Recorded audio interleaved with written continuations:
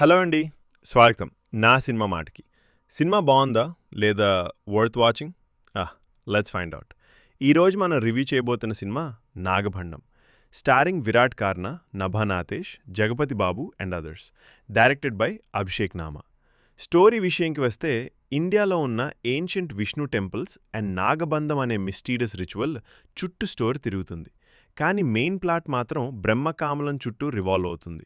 ఆ బ్రహ్మకామలం ఏంటి, దానికోసం ఎందుకు అందరూ వెతుకుతున్నారు, దాని వెనుకున్న మిస్టరీ ఏంటి అన్నదే సినిమా.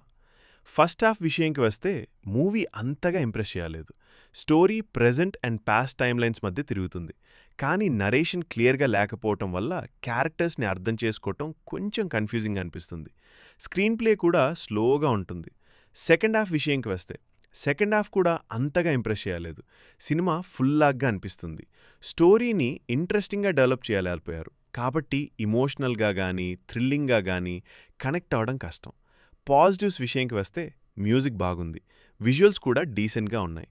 కొన్ని షార్ట్స్ రిచ్గా కనిపిస్తాయి, కానీ టాప్ నోచ్ క్వాలిటీ అని చెప్పలేం. నెగిటివ్స్ విషయానికి వస్తే హీరో యాక్టింగ్ అంతగా ఇంప్రెస్ చేయలేదు.